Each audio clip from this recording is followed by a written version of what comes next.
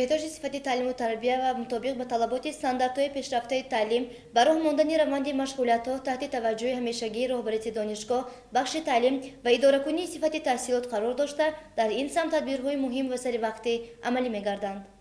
تشکیل و برگزاری درس‌های کشوری نمونوی و تربیوی در روند گسترش تحصیلات، баланд бардоштани савияи донишу ҷаҳонбинии муҳассилин, бедор намудани ҳисси худогоҳӣ ва худшиносии миллӣ заминаи мусоид мегузорад. ҳадаф аз баргузории дарсҳои кушод, татбиқи равандҳои самарабахши таълим, истифодаи роҳу усулҳои фаъоли омӯзишӣ ва назоратии дониш, баланд бардоштани донишу малакаи донишҷӯён, тарбияи ҳисси баланди худшиносиву худогоҳии миллӣ, арзгузорӣ ба арзишҳои маънавиву фарҳангӣ маҳсуб меёбад. дар робита ба ин, моҳи декабр низ дар факултетҳои донишгоҳ силсилаи дарсҳои кушоду намунавӣ доир гардиданд. ба тариқи намуна, баргузории дарсҳои кушоди намунавии таълимӣ ва тарбиявии доценти кафедраи забони тоҷикӣ Аслам Каримов дар мавзӯи Ватан бароям муқаддас аст, сармуаллимии кафедраи ҳуқуқи конститутсионӣ Маҳбуба Саидбоева доир ба ташаккули тарзи ҳаёти солим ва пешгирии бемории ВИЧ-СПИД, ассистенти кафедраи кори бонкӣ Назира Валиева дар мавзӯи асосҳои маркетинги бонкӣ ва дигарон аз арзишҳои муфиди ғоявӣ ва методию услубии ташкили дарсҳои кушод бархурдор буданд.